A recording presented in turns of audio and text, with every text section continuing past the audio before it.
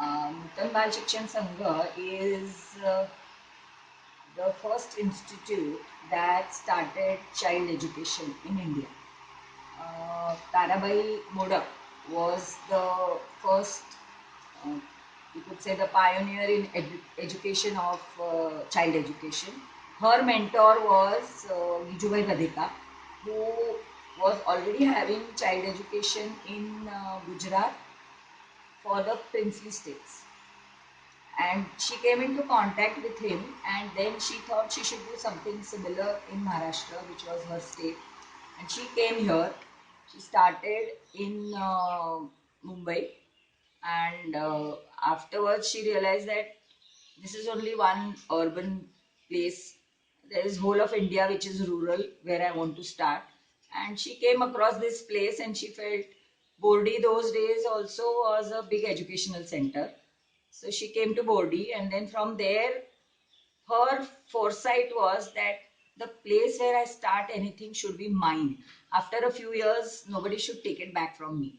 So she came to Kosbad Hill and she bought this place in the name of the trust, the Nutan Bal Shikshan Sangha.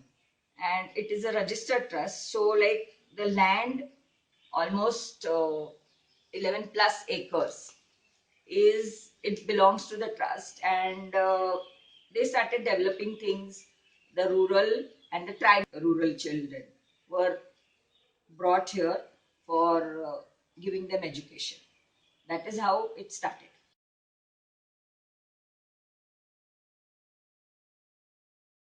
Balwadi is our main project. Like, Balwadi and child education was the thing that started here, and for that, unfortunately, there is absolutely no government funding, and we rely on patrons who donate funds for us. And for that, we have about 7 Balwadis and around 250 children at any given time. So those children, we provide everything to them: the uniform, the footwear, the midday meal. That is also given by the institute. And then all the other things like colors and papers and erecting and maintaining the rooms where the Balwadis are. All that is done by the institute. And we have a primary school from class 1 to 7, where the government gives a salary of the teachers. I mean, the grant is only for salaries of the teachers. The rest, the institute does it through the donations that we get. Then there is a D.Ed college, Diploma in Education College, that is fully funded by the government, and it's run along with same rules that are applied to us as for other colleges. But it is, this being in a rural tribal area, uh, I think 100% of the admissions are tribals from around this area, or from they have like they have districts which are affiliated to one center. So the students come from that area only. And it's 100%, even the primary school is 100% tribal, except for maybe a few students, staff children, children from our staff, those study in our school. But otherwise, it's the tribal children who come within 5 kilometers of this area.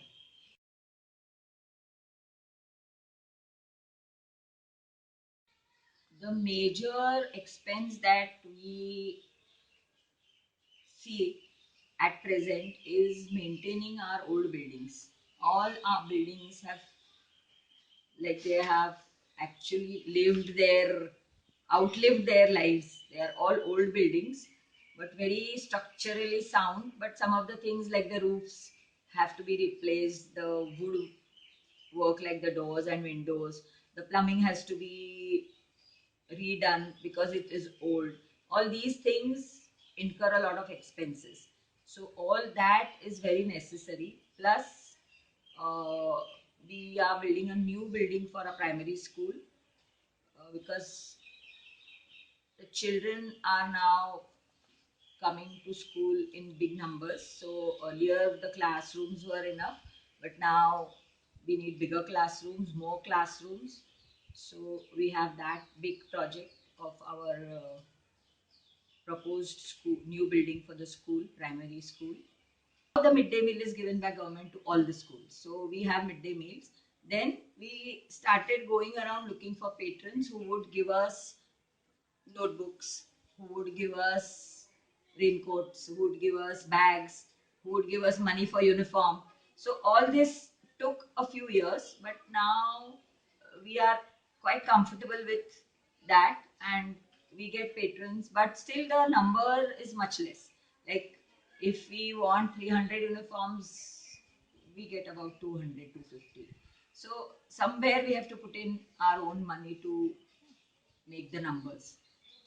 That is a, and today's biggest challenge is keeping up with the educational, all the things that are the new things that are coming.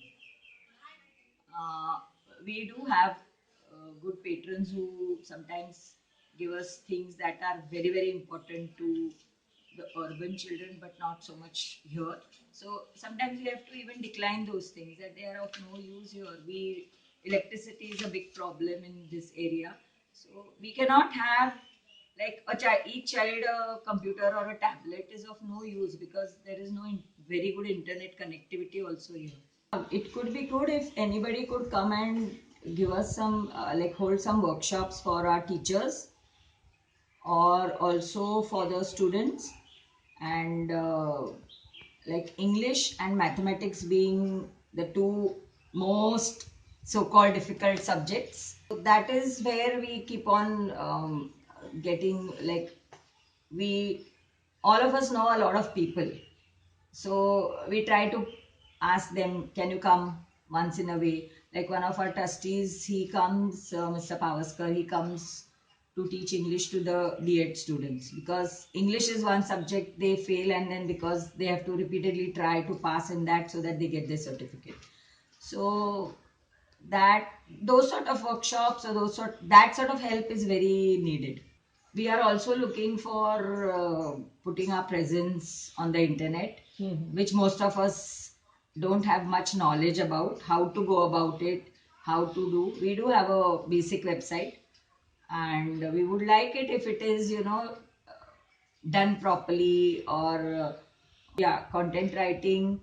Then even like we have our pamphlets which are old, printed those days.